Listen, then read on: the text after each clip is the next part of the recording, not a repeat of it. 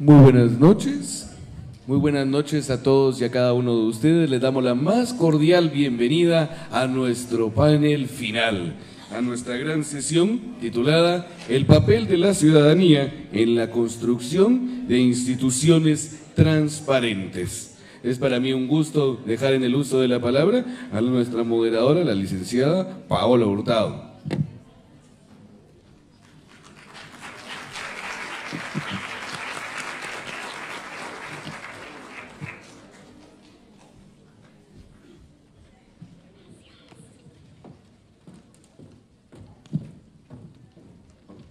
Buenas tardes, buenas noches. Quiero darle la bienvenida a nuestro grupo de panelistas. Les pido que conforme los vaya presentando, nos acompañen acá. Ángel Ramírez, director de Guatecambia. Juan Francisco Solórzano, ex jefe de la Superintendencia de Administración Tributaria, abogado. Ángel, politólogo. Y Osvaldo Samayoa, abogado, defensor de derechos humanos.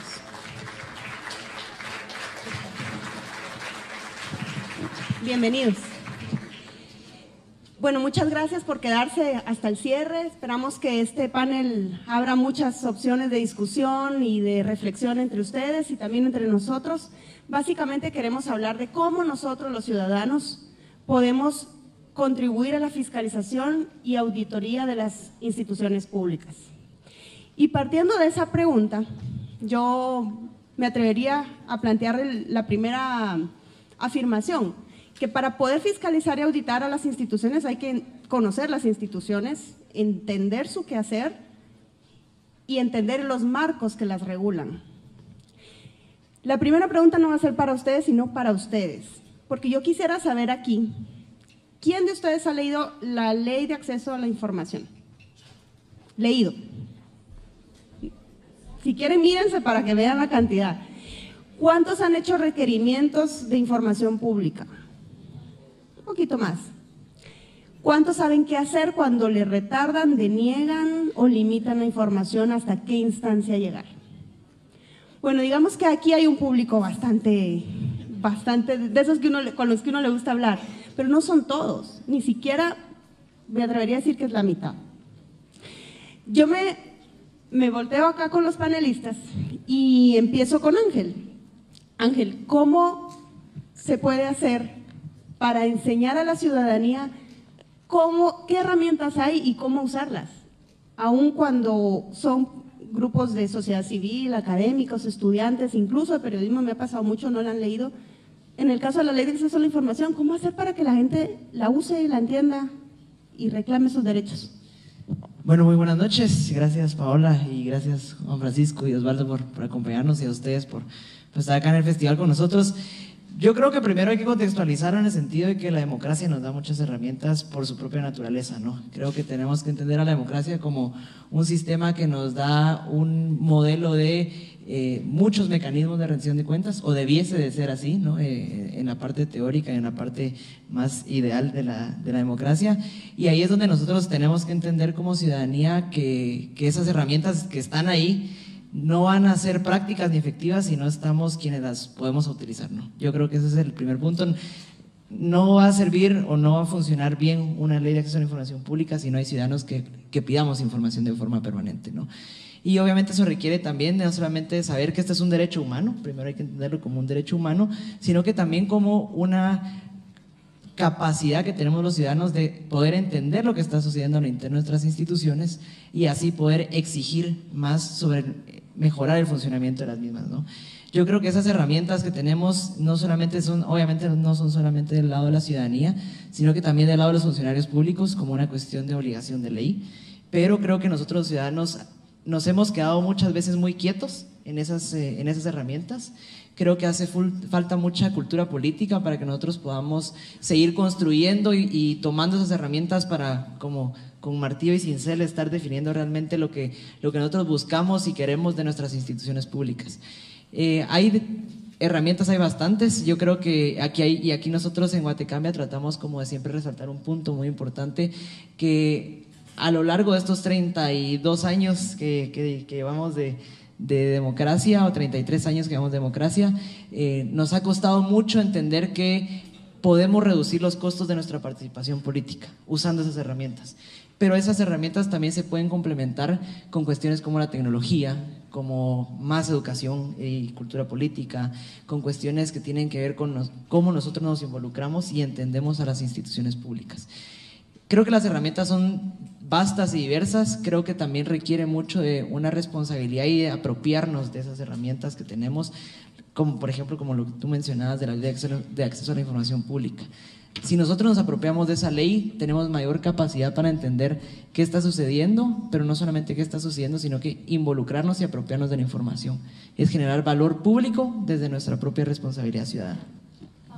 Osvaldo, hablamos de la ley como herramienta, ¿qué otras mencionarías tú que deberían entender, usar los ciudadanos para fiscalizar a sus instituciones aparte de la API? Bueno, primero que todo, pues mucho gusto saludarlos, gracias por la invitación y la participación.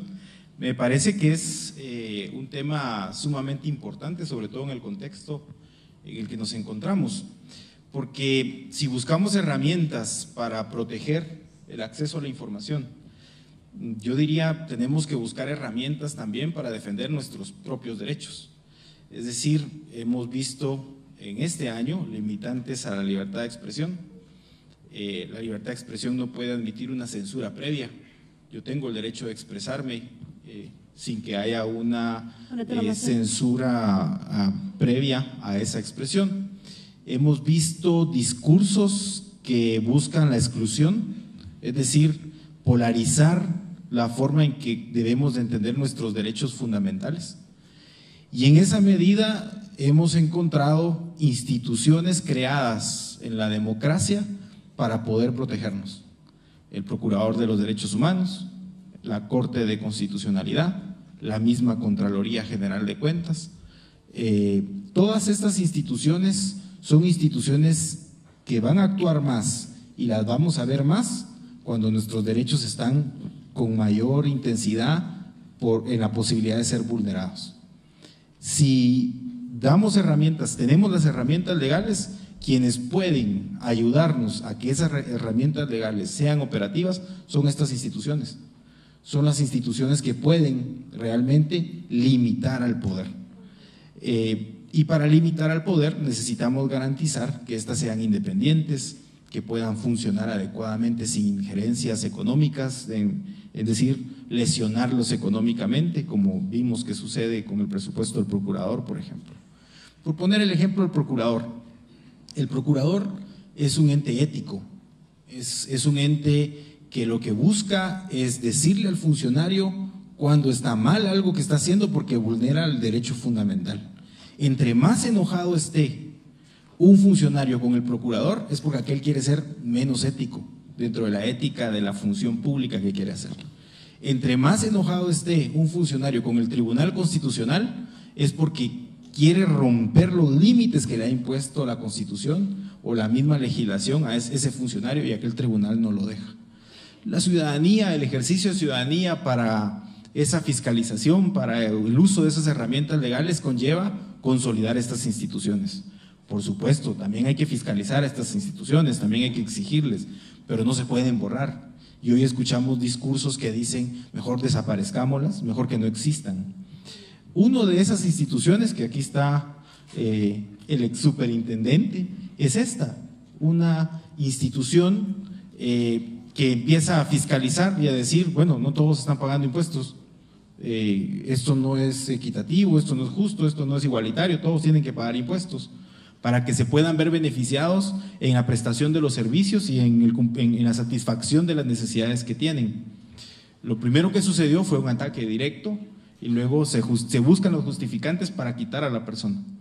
Esto es debilitar las herramientas y con esto quiero cerrar. Esas herramientas nos construyen tres cosas: liderazgos técnicos, liderazgos sociales y liderazgos políticos. Estos liderazgos políticos normalmente van a buscar cómo afectar los liderazgos técnicos y sociales. Tenemos la obligación ciudadana de construir estos dos, mediante la educación, mediante la formación, mediante esa distribución de herramientas a todos y que las podamos comprender, para que cuando un liderazgo político quiera desviarse, podamos realmente encauzarlo al cumplimiento de sus obligaciones y la protección de nuestros derechos. A ver, tú agregaste algo. Estábamos hablando de fiscalización de instituciones y tú hablaste de consolidar, fortalecer esas instituciones. Juan Francisco, ¿qué pasa cuando instituciones como las que usted dirigió, la SAT, buscan fiscalizar al ciudadano, buscan hacerle cumplir la ley? ¿Cómo entiende el ciudadano en este momento esa fiscalización? ¿Cómo reacciona y cómo se puede manejar eso para que el ciudadano, en vez de sentirse atacado o vulnerado, entienda que es un quehacer público? Gracias, pues bueno, siempre gracias por la invitación y siempre hago un comercial aquí que agradezco siempre a esta que es mi casa de estudios y lo fue durante 10 años y de aquí me gradué, así que siempre es especial venir a este auditorio. Fuera de eso, decirles que yo creo que es muy importante, digamos, que se construya propuestas a raíz de la fiscalización, porque un tema que no se habla y que, digamos, es básicamente lo que planteaba Paola en este momento, es el ciudadano se siente siempre, digamos, vigilado por el Estado. De alguna u otra forma así es en algunos temas. En los temas fiscales tiene que ser así. Yo siempre digo, en Estados Unidos hay un dicho que dice que 2 cosas son seguras en la vida: la muerte y los impuestos. Y así lo dicen, death and taxes. O sea, ese es, y el IRS de Estados Unidos, que es el equivalente de la SAT de acá, tiene muchísima más información de uno que cualquier otra dependencia del gobierno. Entonces, digamos, para eso en principio y para generar ese balance es que se crea el habeas data, digamos, y que se crea y que la misma Constitución protege al ciudadano, obviamente, de decir, bueno, yo quiero saber qué tiene el Estado de mí, o sea, qué archivos tiene de mí. Ya no se vale que tengamos, obviamente, los archivos secretos de las épocas oscuras de las dictaduras que sufrimos en nuestro país, donde pues ahí lo tenían como, no sé, archivos como el diario militar, por decir algo, temas de ese tipo que eran eso, eran archivos secretos de cómo me está vigilando el Estado. Ahora, lo que se viene es un reto en cómo me vigila el Estado, entre comillas, digamos, en una democracia, y cómo me fiscaliza el Estado dentro de una democracia. No es que no lo tenga que hacer, o sea, el Estado sí lo tiene que hacer para cumplir algunas funciones, digamos.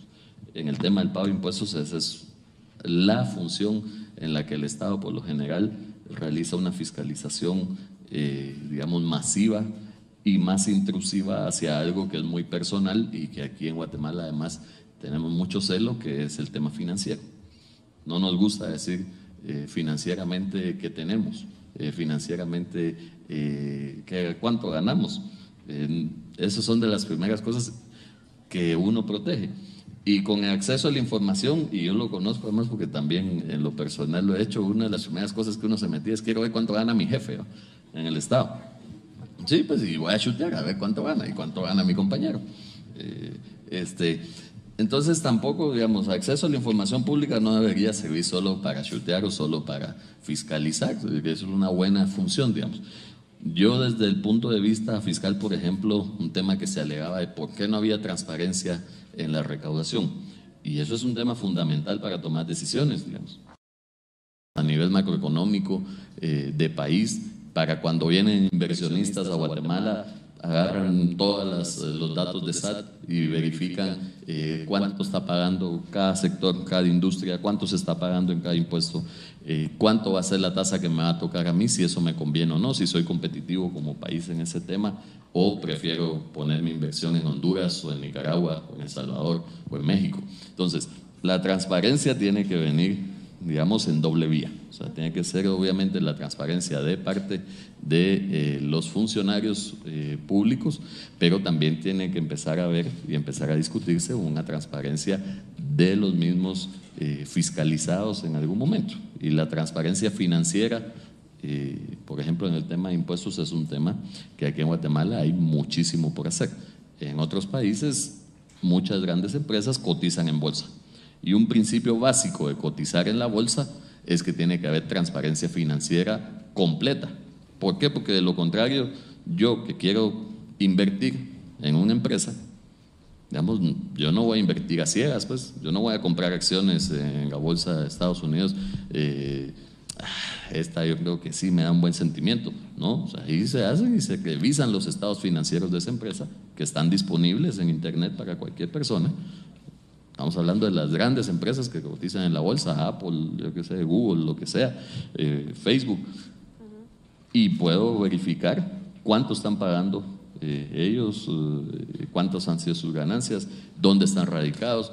Y ahí ya se generan otros temas interesantes. En el tema, por ejemplo, fiscal, Donald Trump ha sido alguien que abiertamente ha dicho que no va a dar sus estados financieros. Esos son otros temas que habrá que analizar, pero yo creo que el punto está ahí y tiene que haber un balance entre la fiscalización de los ciudadanos hacia el funcionario y la fiscalización que hace el Estado de los ciudadanos en algunas áreas. Transparencia, fiscalización en 2 vías, dice Juan Francisco. Vuelvo con Ángel con mi duda inicial, porque si queremos que la gente use esas herramientas, tiene que conocerlas, tiene que entenderlas. Yo soy periodista, doy clases de periodismo y he notado en mis alumnos de último año que hay un desconocimiento a veces absoluto de la ley de acceso a la información.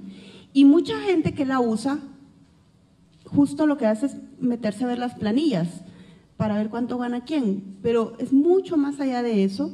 Es entender cuáles son los mecanismos para exigir, para pedir aclaración, para pedir no aceptar la prórroga, para no permitir que te digan esto está reservado, esto es por seguridad nacional, esto no se te da, que pasa muchísimo. Desde mi área yo diría, bueno, hay que enseñarle a los estudiantes. Primero, ¿qué es? ¿Cómo usarla? ¿Qué son los portales? ¿Dónde pedir? ¿Qué más se te ocurre a ti? Tú hablabas de tecnología, usemos este panel, este espacio para hacer propuestas de cómo llevar conocimiento, cómo hacer que esto se entienda, se use, se explote. Bueno, yo creo que hay 2 temas fundamentales en por qué los ciudadanos no terminamos por apropiarnos de ese ejercicio del derecho fundamental del acceso a la información pública. Por un lado, lo complejo que se hace el entramado institucional y el procedimental para alcanzar ese proceso de acceso a la información pública. Pero por el otro lado también está obviamente una cuestión clara de voluntad, de trabajo colaborativo y de posibilidad y de las instituciones, por ejemplo, en este caso nosotros desde Guatecambia hemos trabajado mucho con acceso a la información pública de las municipalidades, por ejemplo. Entonces, un grado importante de por qué no funciona la ley es la voluntad política de las instituciones públicas, ¿no? Si no existe ese grado de voluntad política y existe por el otro lado un entramado complejo para el ciudadano, es casi la fórmula perfecta para que fracase el derecho humano que acceso a la información pública. Entonces creo que para tratar de arreglar ambas vías y para poder tratar de encontrar soluciones a ambas vías, creo que por un lado, por ejemplo, para solucionar el proceso, creo que algo que a veces perdemos mucho la visión es que no solamente es importante la respuesta, sino que también el proceso para obtener esa respuesta, porque ahí es donde pasan las cuestiones de las prórrogas, en donde limitan el acceso a la información pública por seguridad nacional cuando no lo es, cuando limitan el acceso a la información pública por seguridad a los funcionarios públicos. Yo recuerdo que nosotros en el proyecto de Congreso Transparente entre el año 2015 y 2016, nosotros hicimos alrededor de 10 veces la solicitud de acceso a información pública de los salarios del personal. Recuerdan que era un tema que era completamente opaco, ¿no? Cuando entra Mario Taracena a la presidencia, él lo publica. Y justo el viernes anterior a que él publicara esa información, nosotros recibimos una notificación de la Procuraduría de Derechos Humanos en donde nos decían que había existido una violación al derecho de acceso a la información pública a nosotros. Ese caso hoy en día está en un proceso penal contra la directora de acceso a la información pública de ese momento en el Congreso, ¿no?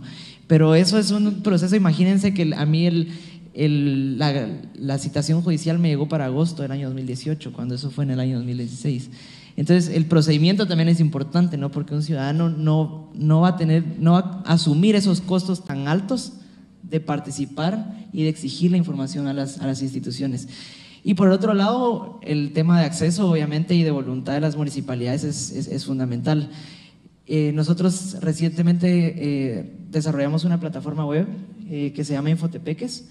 Esta plataforma lo que hace es reunir los correos electrónicos de las 340 municipalidades del país, de las unidades de acceso a la información, y en un solo portal una persona puede hacer la misma solicitud de acceso a la información pública a las 340 municipalidades, sin necesidad de tener que estar buscando las páginas web de cada uno, de tener que estar llamando y mandando. Porque muchas municipalidades no tienen todavía su web. Exactamente, o muchas veces pasa que tienen correos personales, por ejemplo, los encargados de las unidades. Entonces, ¿qué pasa con todas esas solicitudes después? Que ya no esté ese funcionario, se pierden completamente, ¿no? Entonces, algo importante de esta plataforma, por ejemplo, es que la solicitud que una persona haga va a ser pública para todas las personas que visiten el sitio. Es decir, si nosotros nos dedicáramos a hacer una solicitud, ya no la tendríamos que repetir porque habrían visto la información que yo solicité, ¿no? Entonces ahí es donde hablábamos del proceso, ¿no? Que también es importante el proceso, no solo la respuesta. Y eso es importante evidenciarlo porque necesitamos fortalecer a las instituciones. Es como una cuestión natural de ejercitar el cuerpo, ¿no? La persona que no se ejercita va a tener un cuerpo muy débil, un cuerpo que no va a estar acostumbrado a recibir grandes esfuerzos. Y así pasa con las instituciones. Si nosotros no le exigimos y le estamos haciendo solicitudes de forma permanente, nunca van a perfeccionar sus procesos a lo interno. Y muchas veces puede ser o cuestión de voluntad o cuestión de incapacidad. Entonces, ¿cómo construimos capacidades nosotros también desde el otro lado? Desde esa bidireccionalidad que hablaba Juan Francisco, ¿no? Entonces, creo que si nosotros solicitamos y solicitamos y solicitamos, en algún momento las municipalidades van a construir mejores capacidades para poder dar información. Y ahorita nosotros hicimos un ejercicio en donde agarramos a 48 municipalidades, que eran dividimos el país este dividido en 8 regiones económicas, y tomamos a las 3 más altas según el índice de acceso a la información pública de la PDH y a las 3 más bajas de cada región. Hicimos 46 más o menos solicitudes de acceso, en donde nos topamos con cosas como que no existía el correo electrónico, por ejemplo, en donde nos decían que teníamos que acreditar nuestra identidad, en donde teníamos que mandar la papelería legal de la institución, en este caso Guaticambia, para que nos dieran. Exactamente.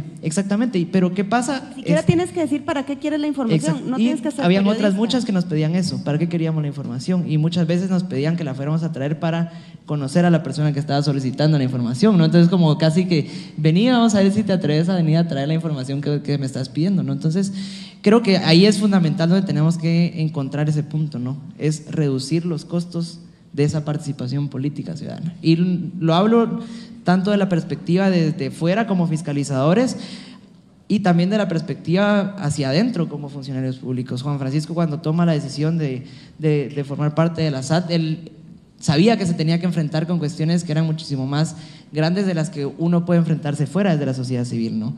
Entonces hay doble responsabilidad, hacerlo como fiscalizador, pero también ir a construir instituciones más transparentes desde dentro y asumir ese rol. Tú dijiste fortalecer las instituciones, pero es que yo también creo que hay que responsabilizarlas, porque el PDH publica todos los años el informe de quiénes son los que más cumplen, quiénes son los que menos cumplen, pero no pasa nada. Yo le pregunto al abogado, ¿cómo responsabilizarlas? ¿Cómo no dejar en manos de ellos si quieren cumplir con estas herramientas de fiscalización de la ciudadanía? Porque vemos que no funciona. Me encanta la plataforma que dice Ángel, me encanta que haya iniciativas para llevar más la información a la gente, pero es que las instituciones son las principales que deberían abrir sus portales y facilitarlo. Rapidez, máxima difusión, dice la ley. Sí, tal vez la respuesta normal, común y ordinaria sería: hay que buscar las formas de sanción, hay que buscar los procedimientos administrativos para derivar responsabilidades. Pero creo que no hay que llegar a eso, o sea, no deberíamos de tener que llegar a eso. Y es que aquí viene un ejercicio, digamos, de diligencia de cada uno de los funcionarios. La información que yo administro, la información que yo manejo, no es nada más que una información útil para la propia ciudadanía, para el propio ejercicio de sus derechos, para la propia satisfacción de sus necesidades, para que pueda hacer gestiones frente al Estado y así poder tener un orden dentro de lo que está desarrollando en el proceso normal de la vida de cualquier persona. Esto es difícil de comprenderlo desde algunos funcionarios porque normalmente están ejerciendo este tipo de actividades para proteger intereses que no son necesariamente los intereses de bien común. Y ahí es donde tenemos un punto en donde sale la solución como que tienen que ser delitos, como que tiene que ser algo sancionatorio. Creo que ahí hay un ejercicio de transparencia. Y puedo ponerles un ejemplo que me pasó este semestre aquí en la universidad con una alumna. Mi papá no sabe por qué estoy estudiando esta carrera, porque me dice que cómo voy a aportar en el proceso de la empresa que tiene mi papá. Dice, todo el mundo está estudiando administración y tú estás estudiando relaciones internacionales. ¿Cómo aportas a esto? ¿Verdad? Y entonces le digo, ¿usted sabe por qué hay diplomáticos contratados por empresas transnacionales? Por ejemplo, el ex embajador de Estados Unidos está contratado por una entidad sueca para el tema de telecomunicaciones. Y lo que le exigieron es que le exigieron que verifique que las empresas en Guatemala no estén vinculadas a financiamiento electoral ilícito, porque los consumidores de estos productos en Europa prefieren no tener ni consumir algo que no está vinculado a financiamiento electoral ilícito. Y ese es un estándar que han generado, en donde le exigen a esta empresa con la que él trabaja que verifique todo esto. Eso debería de ser algo, una cultura normal dentro de los consumidores, porque entonces se nos eleva el estándar al que está detrás del escritorio a que no tiene que esconder absolutamente nada, porque no es para opacar intereses de nadie, sino que es un servicio que nos beneficia a todos, y eso nos lleva al siguiente nivel. En la medida en que yo permito ser fiscalizado, ser incluso señalado de decirme esto no está bien, en esa medida tengo que tener la capacidad de tomar esas recomendaciones para hacer los cambios. Me parece un buen ejercicio lo que hace la Universidad Iberoamericana en México. La Universidad Iberoamericana en México crea un observatorio de servicios públicos. Ese observatorio de servicios públicos tiene variables, tiene indicadores, tiene una metodología más de una universidad. Y lo que busca esta metodología es decirle a los funcionarios, usted en este ejercicio que está haciendo, ocultó esta información, no prestó a cabalidad sus funciones en estos términos y no desarrolló lo que se le pidió en esta magnitud.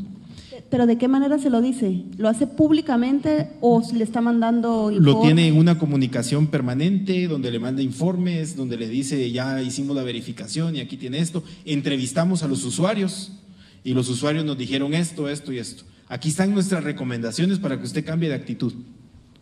Y aquí viene esta fase, esta segunda fase, cómo la institucionalidad admite estos cambios, admite esta fiscalización y realiza los cambios. Yo caso estos dos eventos que estoy diciendo, es decir, el cambio de mis prácticas como funcionario, de que no soy el dueño de lo que está adentro, sino que es para un beneficio común. El segundo, voy a tener errores, voy a cometer circunstancias que no debo de cometer o me voy a desviar posiblemente del estricto cumplimiento de lo que tengo que hacer. ¿Cómo hago para aceptar que lo que la ciudadanía no le parece, de las quejas que tenga, yo voy a hacer los cambios necesarios para ajustarlo más a ello? Esas dos variables son, creo yo, parte de ese diálogo bidireccional del que se habla, porque nosotros, cualquiera de nosotros, en cualquier momento podemos estar del otro lado del escritorio, como dice. Y entonces, ¿cómo voy a ejercer yo esta función para que las demás personas también tengan acceso a la información que necesitan para yo poder cumplir cabalmente con las funciones? Ese diálogo no se da, ese diálogo no existe entre la ciudadanía, entre la sociedad y quien ejerce la función pública. Pero no se da, Osvaldo, porque la ciudadanía desconoce en buena medida qué le debe exigir a sus instituciones y a sus funcionarios. Por eso me parece muy válido lo que hace la Universidad Iberoamericana, porque son los entes de pensamiento, son los constructores de la academia, quienes pueden ir guiando a la sociedad a darles de metodologías, a darles herramientas, como por ejemplo esta página web. Es desde estos espacios donde se puede ir construyendo a la sociedad, difundírselo y decirle, aquí hay un mecanismo para que lo utilice. Pero ahora viene la otra parte, ¿cómo le digo a la sociedad que lo utilice? ¿Verdad? ¿Cómo hago que la sociedad lo utilice? Y eso sería lo más enriquecedor de estos procesos. ¿Cómo voy a lo local y hago que lo local participe en la fiscalización de sus autoridades, en la fiscalización de sus funcionarios? Algo que estamos muy mal acostumbrados en nuestro país es que a todo lo queremos responder con sanciones, todo lo queremos responder con violencia. Normalmente lo primero que pensamos cuando alguien no atiende es gritar, acusar y, si se dan las circunstancias, denunciar y que ojalá lo encierren en prisión y que se pudre en la prisión. Si se puede, que lo torturen un poco antes, ¿verdad? Es la respuesta que buscamos siempre, y no buscamos respuestas previas de apertura, pero es porque no tenemos todas las metodologías y todas las herramientas. Y ahí hay un papel importante en donde la sociedad civil, las universidades están creando estas herramientas y ahora hay que difundirlas y saber utilizarlas. A mí me encanta esa propuesta de un observatorio de servicios públicos, pero le pregunto al exfiscal, ¿no debería también haber una medida, ¿cómo se dice? ¿Coerción?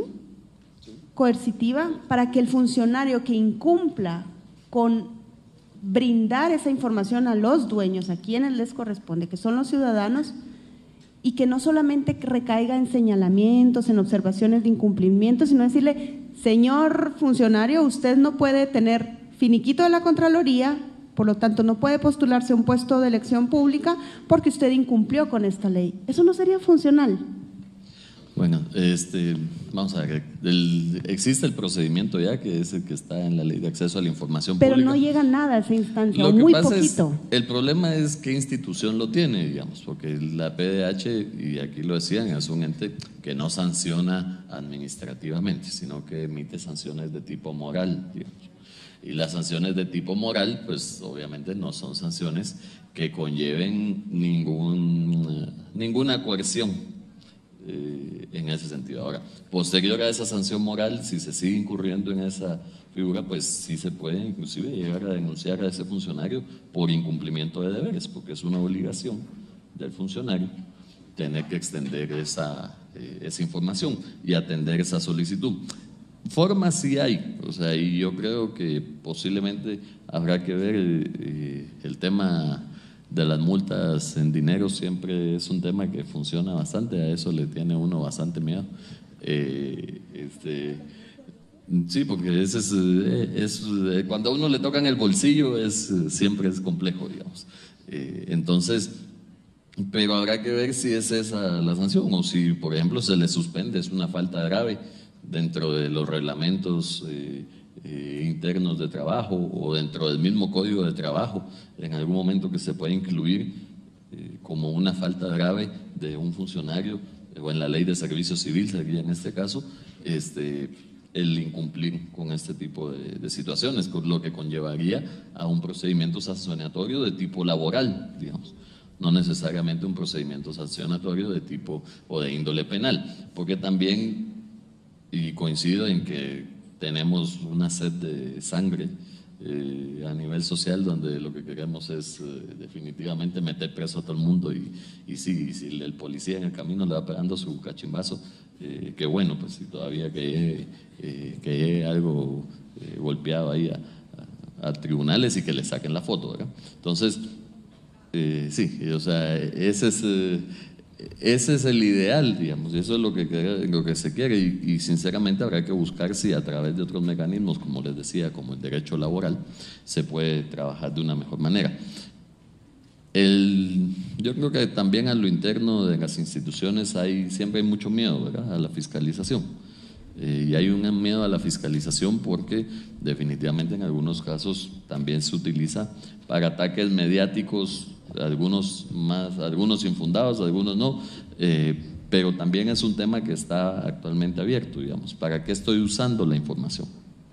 Y la información, yo he visto pocas propuestas, me atrevería a decir, no sé, es más, diría que tal vez no he visto ninguna propuesta que haya nacido de política pública, por ejemplo, o de diseño de un plan, que haya nacido desde lo privado a raíz de la obtención de acceso a la información pública y que se le presente a los funcionarios para decirle, mire, estoy aquí para ayudarlo.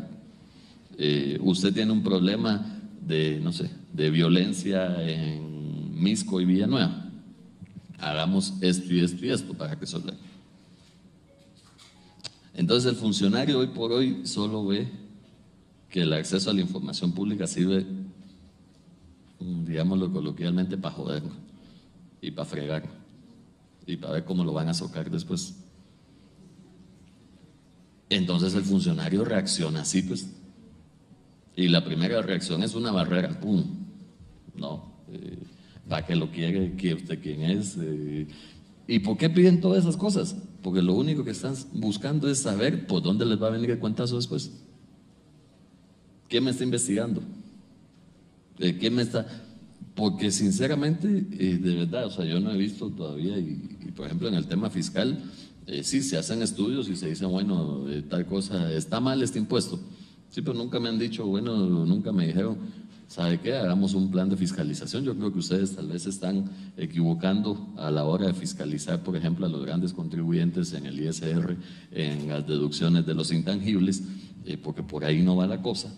Tal vez ustedes lo que deberían estarse dedicando es a verificar los que tienen empresas asociadas en el 5 y que estos están en el 7 y los otros están gananciales en 25. Ah, ok, pues sí, porque mira, aquí estos datos le están diciendo esto y esto y esto. Jamás recibí un tema así. O sea, nunca, pues, o sea, eso no. Y no dudo que posiblemente hayan, yo solo estoy diciendo que yo no los he visto. Yo creo que sí deben existir, pero a lo que me refiero es por qué se da esa respuesta, por qué el funcionario ha puesto esa barrera, digamos, tan grande hacia la población que le pide ese tipo de información. Y el otro tema que yo creo que tenemos que hacer para incentivarlo es, para mí ya no hay ninguna carrera en la universidad que, para mí, o mejor dicho, todas las carreras en las universidades deberían tener algo que se hace mucho en periodismo, por ejemplo, que es fuentes abiertas de información, acceso a fuentes abiertas de información. Y eso es básicamente incentivar la investigación, y eso hay que hacerlo en todas las carreras universitarias. O sea, hoy por hoy uno encuentra en las fuentes abiertas de información, entiéndase, en internet, en acceso a información pública, en las bibliotecas, la gente ya no va casi, la verdad, para buscar ese tipo de información. Pero hablemos de bibliotecas virtuales, digamos, existen y están grandes plataformas con bibliotecas virtuales a nivel mundial, que están ahí para buscar y para investigar, y que muchos de esos datos, además, las instituciones las publican sin necesidad de que se los pidan.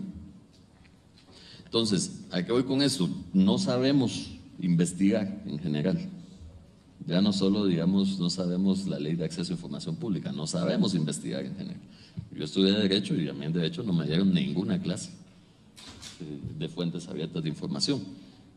Es sumamente útil, y cualquier abogado que está ejerciendo su profesión en cualquier rama, hasta en el derecho penal, debería estarse metiendo a investigar y a ver cuáles son las políticas, qué es lo que ha sucedido, buscar prueba, por ejemplo, y poder decirle al juez, señor juez, mira, aquí está esto, yo lo obtuve de esta forma. Lo están empezando a hacer algunos, pero es un tema que hay que incentivar más. Pero yo vi que Osvaldo ascendía en algunos puntos con Juan Francisco. Te repregunto si tú estás de acuerdo en lo que planteaba yo, de forzarlos más legalmente a que cumplan, que haya cierto tipo de limitación para los funcionarios que incumplan con abrir la información. Sí, miren, el ejemplo más cercano es lo que sucedió recientemente. La Secretaría de Inteligencia del Estado modificó el reglamento para que ya no pueda hacerse público la síntesis de las actas de las reuniones en las discusiones de inteligencia del Estado. El reglamento de la Ley Marco de Seguridad tiene la obligación de que todas las reuniones del Consejo de Seguridad del Estado tienen un acta y se hace una síntesis de esa acta, y esa acta es pública. Aquella información de trascendencia por cuestiones de defensa del Estado, entonces tendrá una reserva de confidencialidad en ese momento que lo puede decretar el presidente de la República. No, lo que hicieron fue reformar el acuerdo gubernativo completo para decir que no era publicable. El Procurador de Derechos Humanos interpone un amparo, gana este amparo hace un mes más o menos tiempo, gana este amparo en donde el Tribunal Constitucional le dice a esta Secretaría de Inteligencia sus reuniones y la información que de ella surja, que no tengan implicación sobre defensa militar del Estado, tiene que ser pública. ¿Por qué? Porque la Constitución dice que todo ciudadano tiene derecho a tener y saber que obra en expedientes o archivos del Estado sobre uno. Y bajo ese elemento, pues esperemos que este Consejo de Seguridad cumpla. ¿Por qué es trascendente esto, verdad? ¿Por qué resulta esto trascendente? Porque nuestro pasado nos habla de discusiones en donde desaparecían a la gente, incluso con información. O sea, hacían fichas de nosotros y decíamos, esta persona no sé, es incómoda, la vamos a desaparecer. O opina diferente de lo que debería de opinar generalmente y la desaparecía. Entonces, este tipo de reuniones debe ser así. ¿A qué voy con esto? Debe de haber legislación, no necesariamente leyes, porque creo que las tenemos los principios, incluso tenemos normas constitucionales de derecho internacional. Sí tiene que haber a lo interno de cada institución reglamentos, normativa, circulares, manuales, que le digan al funcionario que no puede en ningún sentido ocultar la información, a no ser que esté dentro de las excepciones que ya se consideran. Entonces sí es necesario. Y esta necesidad conlleva que las mismas instituciones tengan sus procedimientos para poder sancionar. A mí no mucho me gusta la palabra porque no debería existir esto. Les cuento cuál es la experiencia y de dónde viene esto. En una reunión con policía de Latinoamérica y de Europa, la representante de la policía de Suecia estaba asombradísima que uno de los temas de discusión fuera los reglamentos disciplinarios policiales. Y decía, no puede ser, no, en Suecia no tenemos un reglamento disciplinario para la policía, el policía no puede faltar a la disciplina, porque si el policía falta a la disciplina, no puede ser policía. Un policía es una persona ejemplar. Todos los niños quieren ser policías, entonces el policía no puede estar ebrio, porque entonces el niño va a decir, tengo que estar ebrio para poder ser un policía. El policía tiene que sujetarse al derecho laboral, tiene sus derechos laborales y cumple estrictamente con su mecanismo disciplinario. Pero la discusión de las policías latinoamericanas era cómo sancionamos al policía indisciplinado. Y ella decía, si hay policía indisciplinado, entonces sáquenlo, que no sea policía, no puede. Llegar a ese nivel de entendimiento creo que nos faltan muchísimos años para poder internalizarlo. Mientras eso sucede, sí hay necesidad de mecanismos internos que llamen la atención al funcionario para que cumpla con esto. Entonces yo sí estoy de acuerdo con que exista esta normativa y estoy de acuerdo con que no tiene necesariamente que ser penal, no tiene necesariamente que llevar a un tema de coerción de ese nivel, pero sí tiene que hacer que el funcionario cambie, porque no me sirve de nada ser sancionado sin cambiar.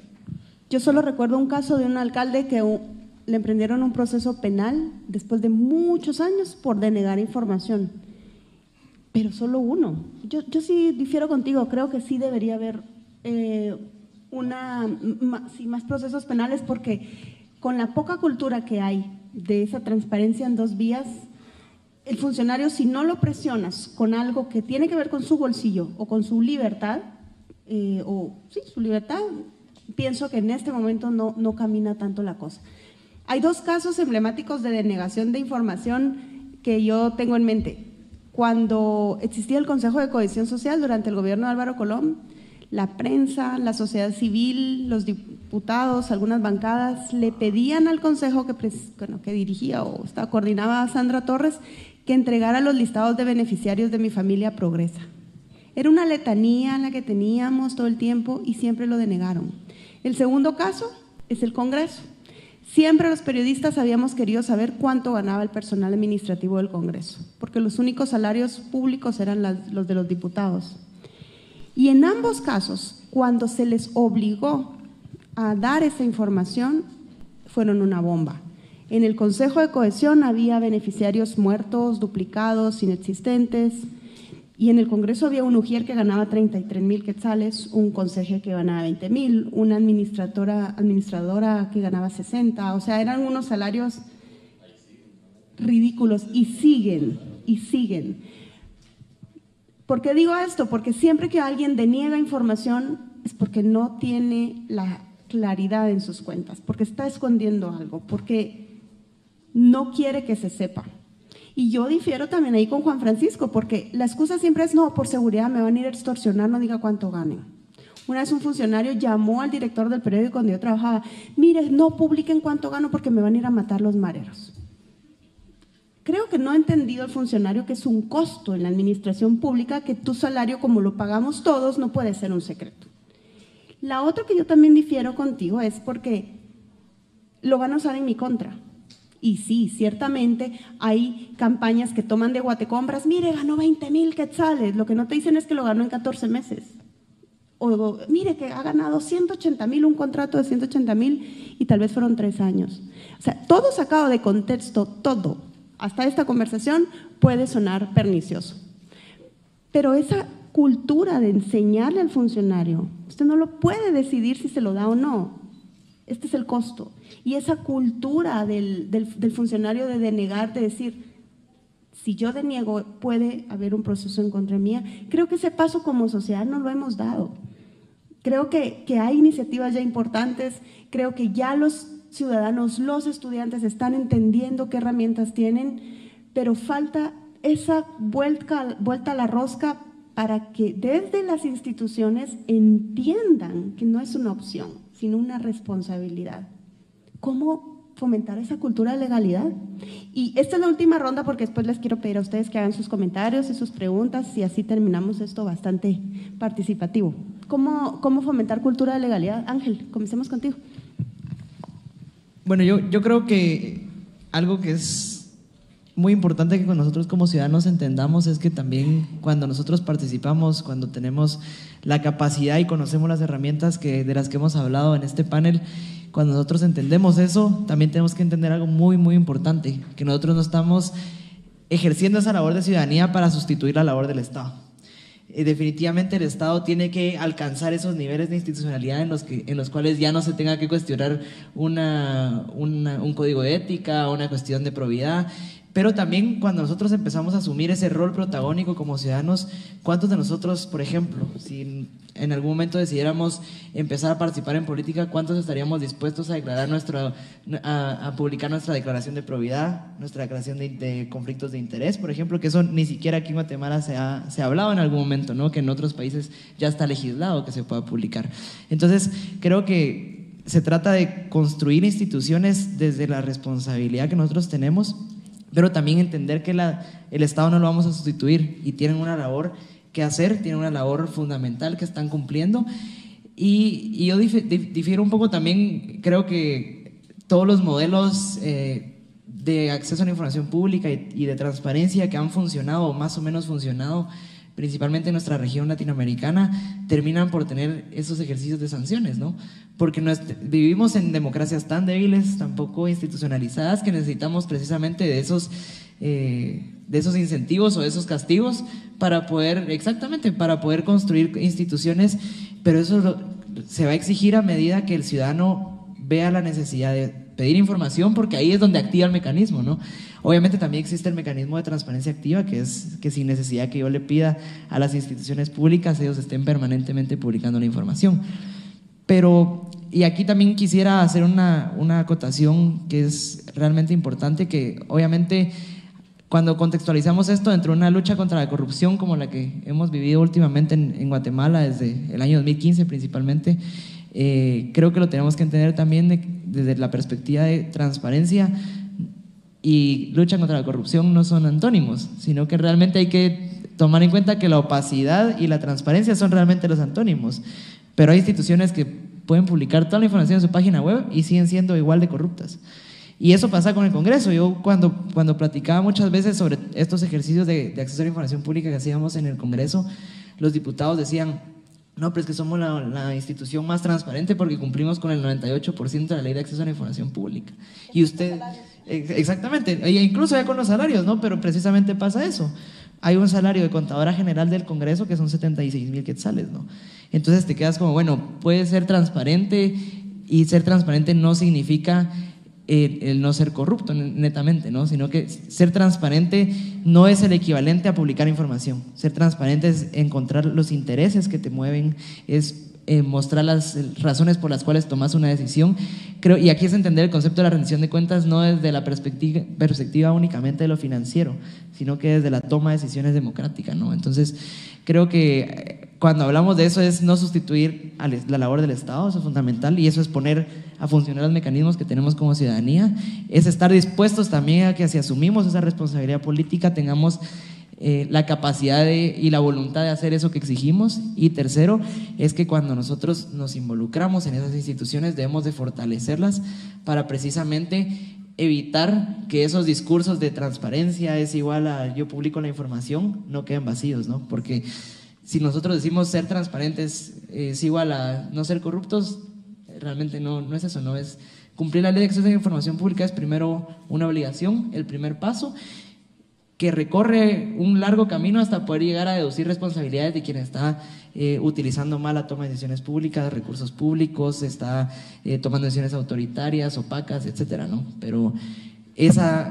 ese fortalecimiento del Estado tiene que pasar por esas prácticas que como ciudadanos hacemos, podemos hacer posteriormente cuando asumimos el rol protagónico en instituciones públicas y cuando realmente nosotros entendemos cuáles y aprendemos a conceptualizar esos temas, ¿no? Transparencia no es igual a no corrupción, sino que transparencia es igual a no opacidad. Cuando nosotros no tenemos opacidad, nos es más fácil el camino a luchar contra la corrupción, únicamente, ¿no? Continuemos. ¿Quién quiere tomar el micrófono? ¿Cómo fomentar esa cultura de legalidad? Miren, yo les diría también, o sea, tenemos instituciones débiles, o sea, en general en el Estado. Entonces hay que fortalecer las instituciones, hay que generar institucionalidad y eso hay que generar, digamos, funcionarios de carrera. Porque ese es otro tema. Las unidades de acceso a información pública hoy por hoy son de las primeras áreas donde que ponen al de confianza. Quiero saber ahí qué está pasando. Y no más yo. Y los cambios en las instituciones se dan cada ¿cuánto? Promedio aquí en nuestro país, a nivel ministerios y todo esto, 1 año y medio, 2 años, cuando hay estabilidad. O sea, entonces, y cuando cambia un mando alto, cambian por lo general todos estos puestos.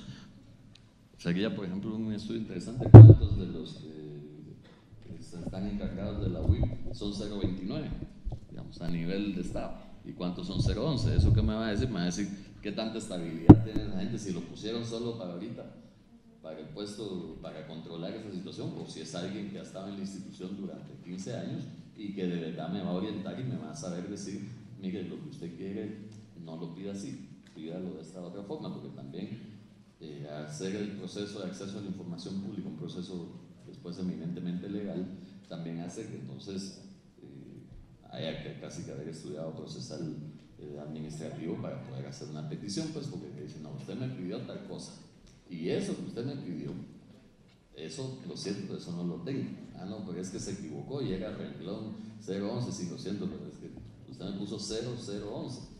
Y entonces, en el renglón 0011 no tengo a nadie. No, mire, ese renglón no existe, pues, o sea, lo que existe es 011, o pídame los renglones del personal 011, 022, 029, 031, 035, o sea, todos los renglones que sean y que, ok. Entonces, ese tipo de orientación, digamos, no la dan tampoco muchos funcionarios, por lo general. Y pensando de forma buena, digamos, no la dan porque no la saben, porque lo pusieron al nuevo ahí. Entonces, si no tenemos gente que conoce las instituciones, gente que conoce su institución, si no tenemos gente de carrera, también va a ser muy difícil que me puedan dar cualquier cosa.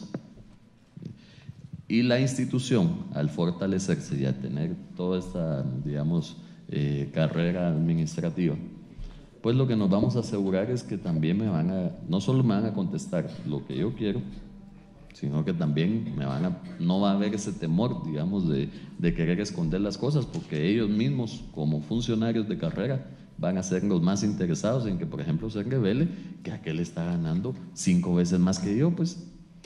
O sea, y dígame que muchísimas de estas situaciones las generan los mismos empleados. Por ejemplo, yo en SAT, de la gente que más obtenía, que más pedían acceso a información pública era el sindicato. Y está bien que pidan lo que quieran. O sea, si yo no tengo ningún problema, es más, el sindicato no debería ni por qué estar usando la UIP para eso, digamos. Deberían tener casi que el acceso de donde quisieran, pues, de la página. De hecho, en el Congreso la planilla nunca se entregaba a todos los miles que lo pedimos durante más de 10 años por presión de los trabajadores. Sí, pero ahí era por presión de los mismos sindicatos que no querían que se supiera que era el pacto colectivo de condiciones de trabajo y que había beneficiado a N cantidad de trabajadores con ese tipo de salarios que además financieramente son insostenibles, pues porque si tengo un incremento del 10% anual de mi salario, o sea, en 5 años se duplicó mi salario, pues, y en 10 años ya no digamos, o sea, mi salario ya es, pues lo que está pasando ahorita, pues es 20 veces mayor al salario nominal de que está entrando, porque posiblemente esta contadora que gane 70,000 tiene ese salario porque lleva 15 años en el Congreso, cuando el salario base ha de ser de 11 o 10 o una cosa así, pero si todos los años me suban 10% y sobre eso me suman 10% y sobre eso me suman 10%, financieramente eso es insostenible. Entonces, habrá que ver después qué decisiones se toman con eso. Por ejemplo, yo no he visto a nadie que plantee un amparo. Para mí, ¿se puede limitar ese pacto colectivo? Sí. ¿Se debe limitar? Sí. ¿Es lesivo? Sí. ¿Alguien lo ha planteado? Pues que yo sepa, ¿no? Yo no he escuchado a nadie que haya planteado una acción en contra de eso, digamos. Entonces, a eso voy también. ¿Para qué queremos la información?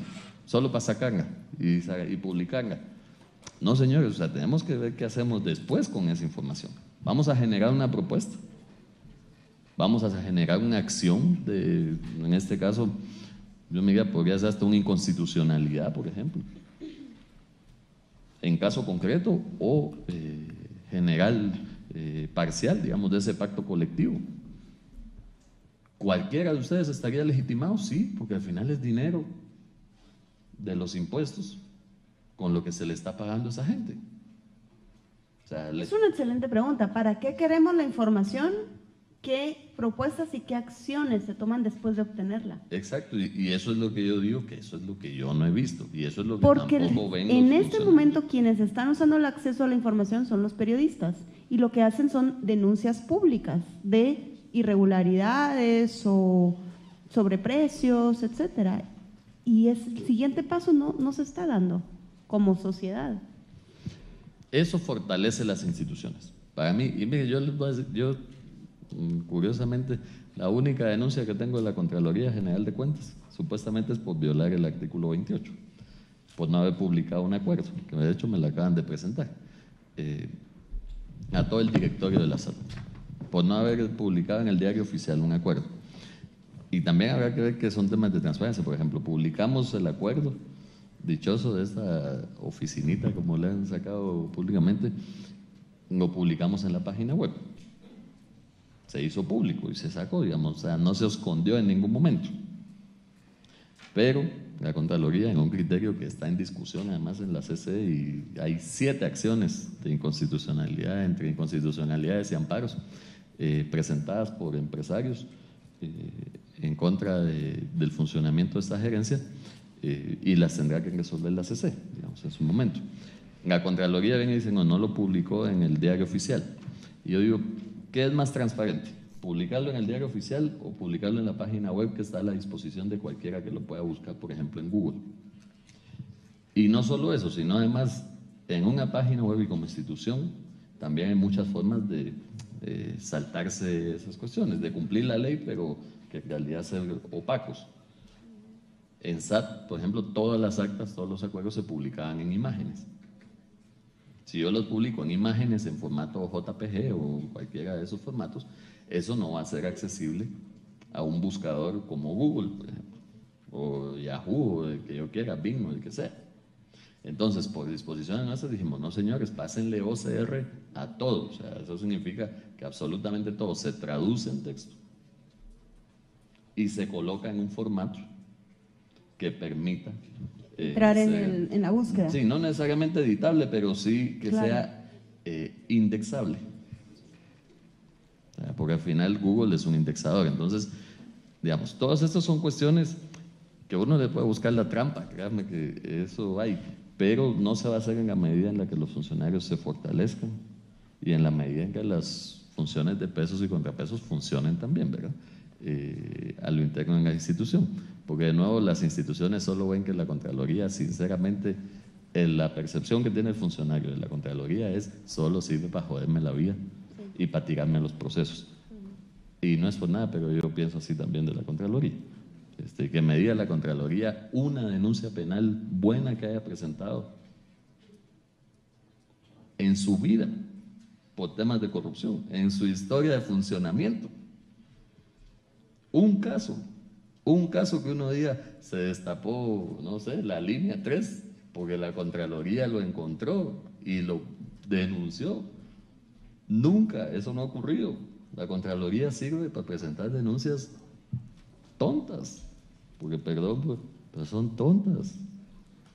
El 90 y pico % de las denuncias se las desestiman en el MP. Entonces, hay que ponerle ojo ahora al proceso de Contralor, pues. Fiscalizar al fiscalizador. Y hay que exigirle de entrada al proceso al Contralor nuevo y decirle, bueno, señores, ustedes me van a exigir transparencia, ustedes tienen que ser transparentes. Osvaldo, cerramos contigo.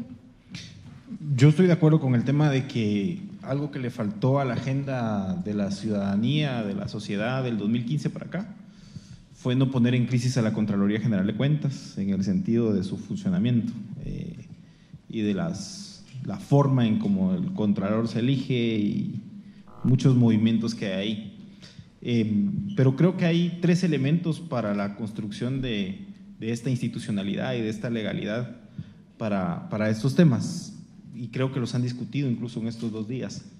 Uno de esos tiene que ver con la ética.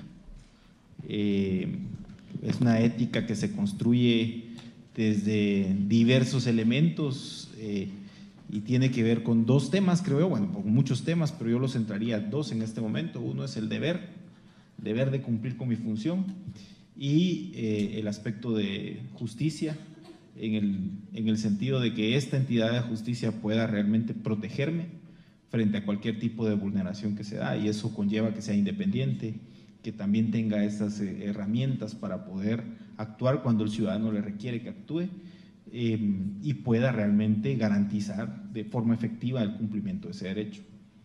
Otro de los temas, o digamos el segundo tema, es esa fiscalización efectiva.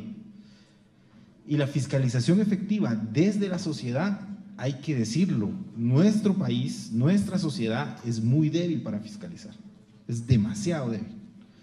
Si nos vamos a zonas no urbanas, es todavía más débil la fiscalización.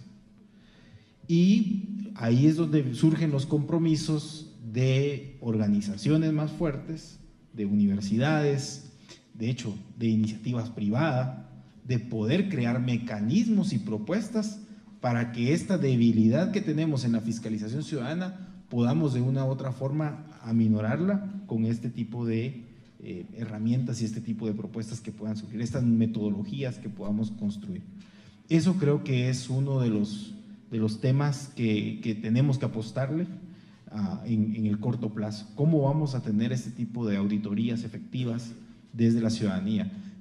Entendiendo esas brechas que tenemos entre lo urbano, lo rural y población en extrema pobreza y en pobreza, que de forma efectiva no le preocupa tanto la fiscalización, sino sobrevivir.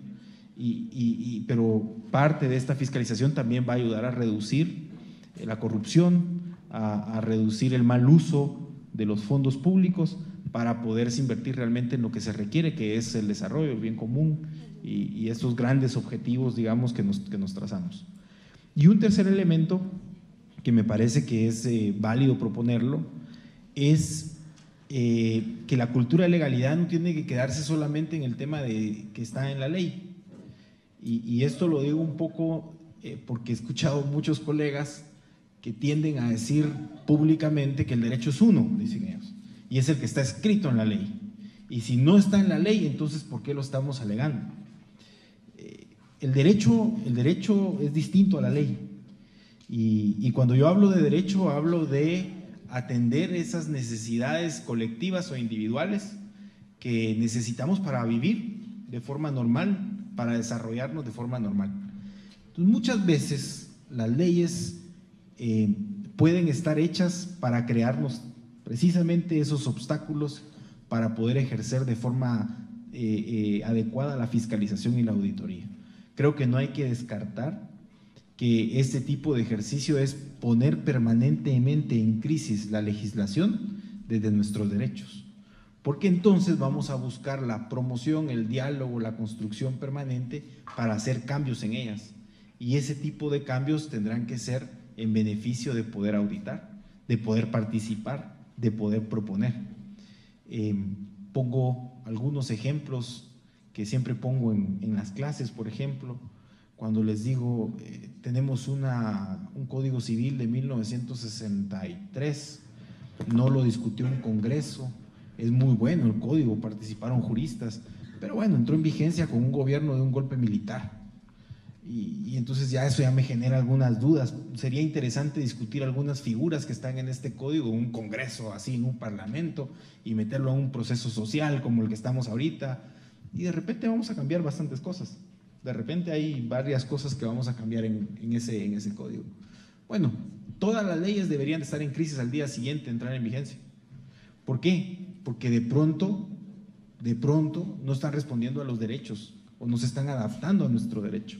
Y ese es otro ejercicio que me parece muy perverso cuando encontramos, o no sé si a mí me pasa, no sé a la mayoría, pero a mí me pasa. Hoy se reúne el Congreso y dice uno, lo tira a pasar.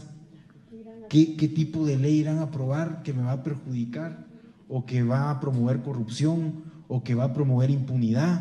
Y entonces ya no tengo eso que le dicen certeza jurídica, no hay, porque no sé por dónde se va a desviar, no sé qué intereses va a favorecer.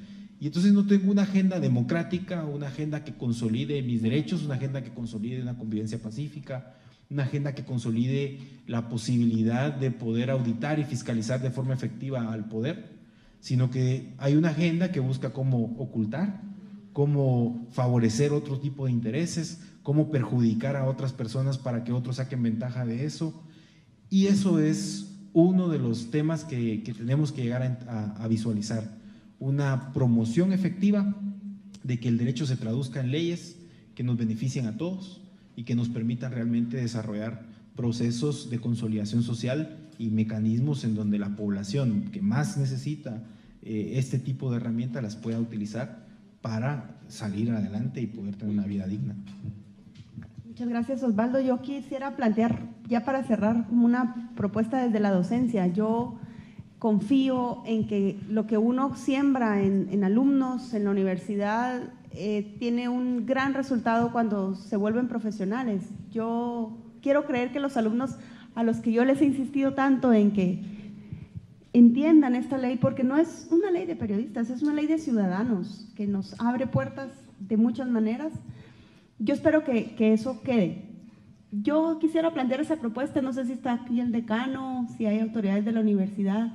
Yo creo que es una ley que deberíamos enseñar en todas las facultades y debería enseñarse en los institutos, en nivel medio, para que cuando estas nuevas generaciones, nuestra generación cuando estudiamos, nosotros no existían estas herramientas, y ya sea como ciudadanos o como funcionarios, cuesta adaptarse a ellas, pero si desde jóvenes se les enseña que esto existe en ambas vías para pedir y rendir cuentas, que si llegas a ser funcionario es tu deber facilitarle al ciudadano esa fiscalización porque al final nos beneficia a todos, yo creo que eso hace grandes cambios y no se está haciendo. Creo que ninguna universidad tiene instalado en su pensum de todas las carreras que por lo menos tengan noción de que es esta gran herramienta para que nos da tanto poder a los ciudadanos. Quiero cerrar acá esta ronda y saber si hay entre ustedes comentarios, preguntas, para que usemos unos 7 minutos más y ya cerramos la charla. Voy a pasarme para allá y doy este micrófono para los…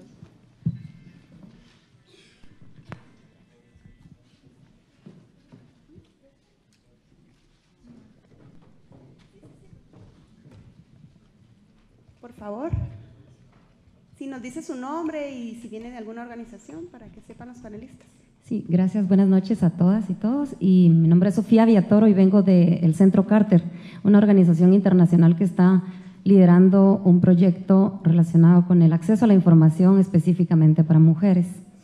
Y es muy complementario lo que voy a decir a lo que tú planteabas. Me quiero referir al rol de la academia. ¿verdad? Porque en la academia difícilmente en alguna universidad está incorporado de manera institucionalizado, digamos, el tema del derecho de acceso a la información pública, tanto como para promoverlo como investigación, como participación, como conocimiento público, como una cultura, como para promover la transparencia o toda esta iniciativa de gobierno abierto, que esto no es que por llamarse gobierno abierto le pertenezca al gobierno, sino nos pertenece a todos los sectores. Específicamente en el artículo 50 de la Ley de Acceso a la Información habla de la cultura de transparencia y se refiere a que las autoridades educativas de los distintos niveles, primario, medio y superior, deberían de tomar en cuenta o incorporar el derecho de acceso a la información pública en los currículum pensum de estudios. Y hago referencia a esto porque si como sociedad civil o como incluso como equipos o colectivos de universidades o de fuera de la universidad estamos exigiendo que las instituciones fortalezcan sus capacidades, incorporen capacitaciones, etcétera, y desde la academia de pronto todavía hace falta avanzar en eso. Excelente, muchas gracias por su comentario. ¿Alguien más atrás quería, verdad? Por favor, allá. Sí, mi nombre es Eduardo Aguilar. Actualmente nada más tengo el pensum cerrado en Rafael Andívar Quetzaltenango de Jurídicas y específicamente estoy trabajando con un colectivo que se llama Visión Legislativa Quetzaltenango. Mi pregunta tal vez va más al jurista y en materia legal, y es que yo veo un agotamiento real de la Constitución del 85 en cuanto a la paciencia de la ciudadanía para ver un efectivo cumplimiento de esa Declaración de Derechos Universal, de la cual tenemos una amplia gama en 44 artículos, ¿no? 43. Pero para hablarnos, nosotros constantemente hablamos de nuestro sistema democrático, que a lo mucho puede ser denominado incipiente sistema democrático, si es que hay una democracia como tal en nuestro país, ¿sí? Y es que una declaración de democracia no implica una democracia. Y estamos, creo, en el agotamiento de esa carta de declaraciones, llegando al punto de inflexión donde, o bueno, constituimos una democracia, o bueno, pagamos un paso regresivo y constituimos de nuevo una dictadura. O sea, al fin y al cabo así funciona dentro de los sistemas de gobierno, ¿no? Ya en la práctica. Para que nosotros hablemos de democracia tiene que haber realmente un entendimiento del juris consensus o el consenso democrático en el cual todas las personas que están en el ejercicio público entienden su sometimiento al Estado de Derecho y a las reglas iguales. Eso no pasa en Guatemala. Y por ende, de verdad no estamos en una democracia, porque no estamos llegando a ese juris consensus. Y lo que a mí realmente me preocupa es que estamos canalizando realmente un esfuerzo enorme de la ciudadanía. Yo tengo 20 voluntarios que si yo les digo, muchachos, no van a ir a los finales, no van a los finales a la universidad y se quedan trabajando en voluntariado. Yo acompañé a Feed to the Future y a Leer y Aprender de USAID. Toda la ciudadanía está trabajando, tal vez no el 100%, pero son cantidades enormes de personas que están intentando ya no de mejorar este país por mejorarlo, sino que porque es una condición humanitaria. La gente se está muriendo en la ciudad y en el campo. Ok, ¿cómo nosotros vamos a enfrentarnos a un ejército que, pues, no es que mande, pero simplemente es el que más presupuesto tiene dentro de nuestro presupuesto, que está fuera, exento en su cúpula, porque sí responde al acceso a la información, pero decían, hay formas de responder acceso a la información. Hay una cúpula empresarial que mercantiliza al Estado y también está exenta de ese juris consensus, ¿no? Y tenemos encima una cúpula política y religiosa que también está exenta, ¿sí? Entonces, ¿cómo nosotros, con reglas democráticas, podemos solucionar un problema de personas que están exentas de esas reglas democráticas? ¿Sí? Yo sé que no hay una solución de los huevos de oro aquí, pero yo quisiera escuchar realmente su postura de cómo podemos salir por medios democráticos o enfrentarnos por medios democráticos a personas que están completamente exentas de las normas de la democracia. Creo que preguntas para Osvaldo, ¿verdad? Sí, o para cualquiera que realmente pudiera ayudar. Quien tenga la luz. Yo estoy muy de acuerdo en el evento de la encrucijada en la que nos encontramos.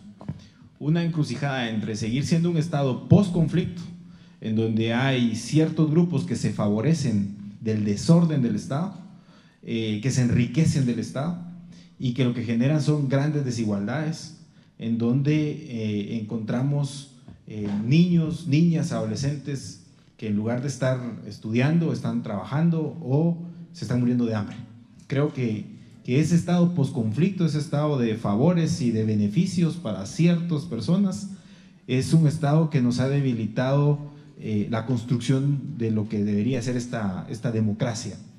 Creo que no lo podríamos superar con herramientas del pasado. Creo que hay una maduración social que sí debemos de irla buscando en tres cosas fundamentales, a mi parecer. Lo primero es la dignidad. Creo que hemos cedido nuestra dignidad. Creo que hemos llegado a un punto en donde hemos normalizado ciertas situaciones que ya no buscamos la forma de solucionarlas. Creemos, por ejemplo, que vamos a solucionar el tema de violencia aplicando medidas más extremas y más violentas. Y cuando llegamos a pensar así, entonces se cerraron todas las puertas para buscar otras alternativas de construcción y solución, y creo que eso es uno de los grandes parámetros. Y pongo un ejemplo muy rápidamente. Un candidato político que se dice democrático, lo primero que propone es que va a matar a aquel que cometa un hecho delictivo, y la gente dice sí, que lo mate.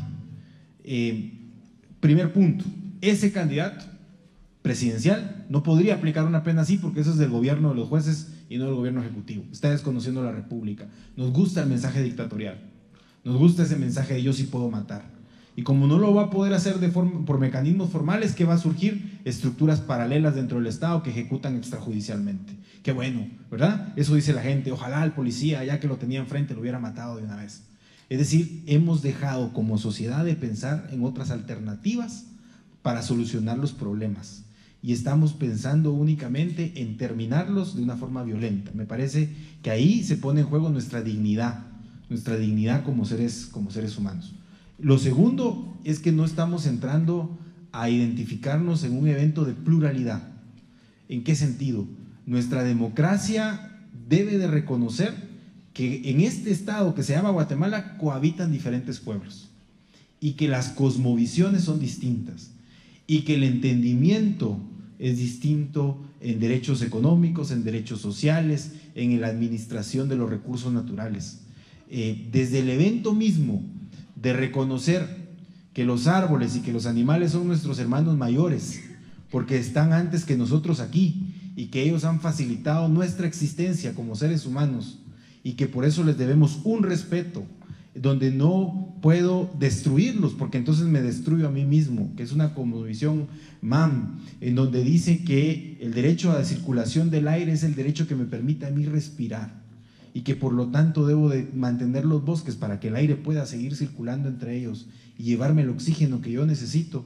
Desde cuando yo empiezo a entender esa pluralidad de cosmovisiones y que sí podemos cohabitar, entonces creo que vamos a tener un segundo punto ganado, y es ese respeto a nuestras diferentes formas de pensar. Bien lo decías, hoy me quieren imponer que celebre a Israel, ya lo impusieron, aprobaron la ley. Yo no voy a celebrar a otro estado, ni mucho menos, pero lo tengo que celebrar porque es obligación, porque está en la ley. Me quieren imponer a que yo obligue a mis alumnos a leer la Biblia o a orar un día específico. Todas estas formas de imposición desconocen la pluralidad de pensamientos y de formas de ver la vida. Ese es un segundo elemento que creo que tenemos que superarnos.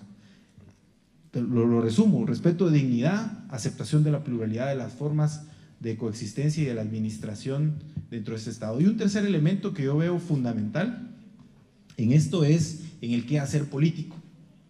El qué hacer político se ha visto, y lo escuchaba hoy en un meme que circula por ahí de un alcalde, ¿verdad? Se ve el qué hacer político en cómo me enriquezco del Estado y cómo beneficio a ese grupo que me permitió llegar ahí.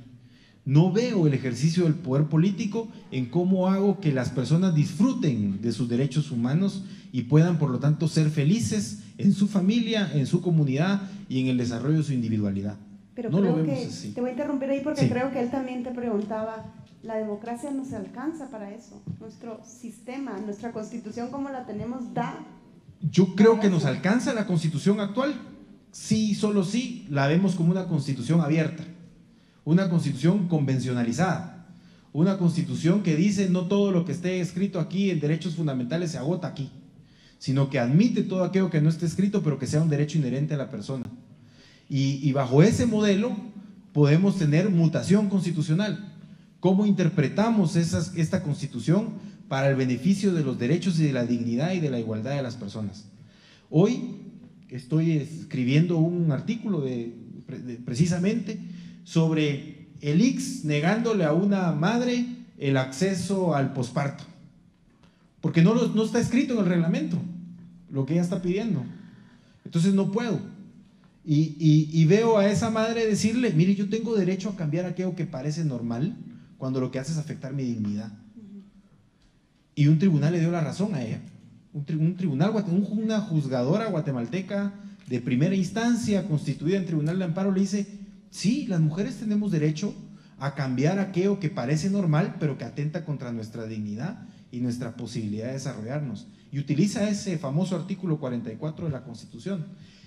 Es decir, la democracia la tenemos que consolidar, desde mi opinión, a partir del respeto irrestricto de nuestros derechos fundamentales, de condiciones de igualdad en la participación para el acceso a esos derechos fundamentales, y desde la posibilidad de que todo aquello que tenga que ser cambiado porque nos destruye como sociedad y como seres humanos, lo tengamos que cambiar, sin ningún escrúpulo, en el sentido de evidenciar que esos cambios nos van a hacer vivir mejor. Hoy por hoy yo no lo veo fácil, por lo mismo que se ha planteado, la encrucijada entre la puesta en crisis de los grupos de interés que se han beneficiado del Estado permanentemente y que les favorecía la guerra en la que nos encontrábamos, porque entonces había un desorden administrativo, no puedo fiscalizar, no puedo auditar, no puedo criticar, no puedo opinar, y entonces se enriquecen de ese Estado, que hoy están en crisis. Y la posibilidad de que la sociedad se empodere y nos haga dar ese paso adelante y decir, este Estado es para las mayorías, este Estado busca la igualdad, este Estado no reproduce aquellos patrones de desigualdad y de opacidad y de corrupción, sino que permite este otro ejercicio. Yo lo veo en una construcción a largo plazo, porque tampoco hay que decir, sí, lo vamos a lograr mañana, ¿no? Eso es a largo plazo. Lo importante es que ya empezamos muchas personas a pensar cómo podemos ir desde nuestros espacios y nuestras áreas de conocimiento, ir generando estos procesos que lentamente se tendrán que ir consolidando. Perdón, no tengo la receta, ¿verdad? Pero creo que hay varios elementos para hablar de una democracia que nos podría funcionar. ¿Quiere complementar, Juan Francisco? Solo, Ángel, ¿nos das permiso de extendernos a las 7? Sí, le pregunto al anfitrión, porque así terminamos. Solo rapidito, y el último tema que tocó Osvaldo, que para mí es importante, el tema de largo plazo. Y yo lo pondría de otra forma, que es la perseverancia. Tenemos que ser perseverantes en nuestros objetivos, y los procesos y los sistemas legales no se cambian de un día para otro, y no se obtienen respuestas legales de un día para otro, ni aquí, ni en la China, ni en ningún lado. O sea, en ningún lado. En todos lados los procesos son largos, muchas veces son tediosos, pero no por eso yo no los voy a hacer. Sí, es que me van a dar una audiencia hasta el otro año. Pues la pido ahorita, pues, para que me la den no en agosto del otro año, sino que tal vez me la den en julio del otro año. Pues sí, gané un mes pero yo decía en SAT, quiero despedir a alguien, estoy emplazado, prefiero estar emplazado. El juez se va a tardar 8 meses en darme la autorización judicial, pero esa persona no va a regresar a la SAT. Los procesos tienen su tiempo. Yo lo veía con la Embajada de Estados Unidos. No sé si han visto que están construyendo una no muy lejana de aquí.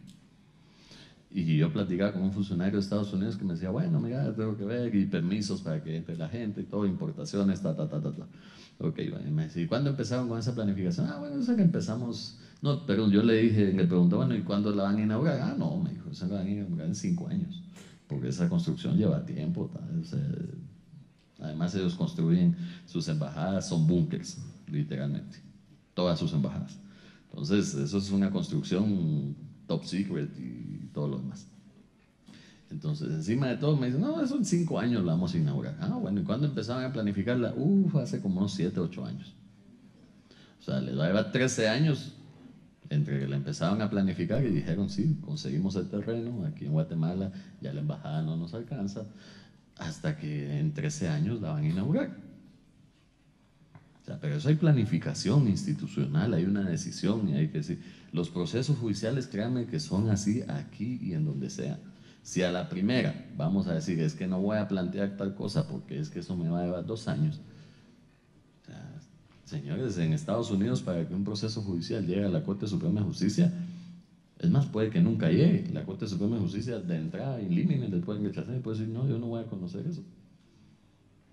Y los procesos que llegan a la Corte Suprema de Estados Unidos de Justicia son procesos de 7, 8 años. No se crean que son procesos que ayer lo planteé y mañana me resuelven el amparo, pues. Y yo saco mi pancarta ahí y digo, llevan 350 días sin resolver. Vayan a poner un cartelito de esos a la Corte Suprema de Justicia en Estados Unidos, a lo mismo van a pasar 3 años y pueden que no la resuelvan. Pero la perseverancia, tenemos que ser perseverantes, tenemos que planificar, tenemos que saber que si esos son los tiempos que nos llevan a hacer un cambio trascendental en el país, pues eso es el tiempo que vamos a tener que invertir. Si 2 años me voy a tardar en un proceso de amparo, una inconstitucionalidad o una situación, pero a los 2 años voy a ver un cambio real en eso, señores, háganlo hoy. Porque los 2 años van a empezar a correr a partir de cuando ustedes tomen la decisión de hacerlo. No, va a ser a partir de cuando lo hagan. Entonces mejor empiecenlo pues de una vez y perseveremos en eso. No pensemos que se va a cambiar este proceso de la noche a la mañana. Eso definitivamente no va a ser así. Y eso es algo que para las nuevas generaciones es muy difícil de entender, porque ahorita uno quiere que toda la comunicación sea inmediata.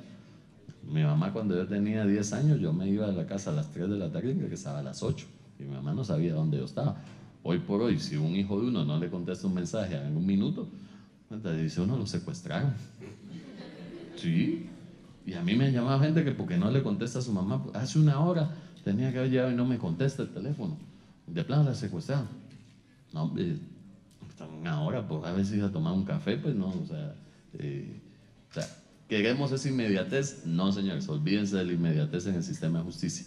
O sea, y eso no es solo aquí, eso es, insisto, es aquí en la China. Yo he ido a ver 10 sistemas de justicia a países avanzados, que sin duda alguna están mejor que nosotros, pero que se tardan 3, 4 años para una resolución. O sea, de verdad, perseveremos.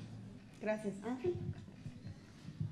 Algo muy breve, concuerdo con lo que decían antes y lo quiero poner no en términos de tiempo y digamos de la forma en cómo vamos interactuando con las instituciones, sino más a manera conceptual, y lo quiero decir como reglas del juego.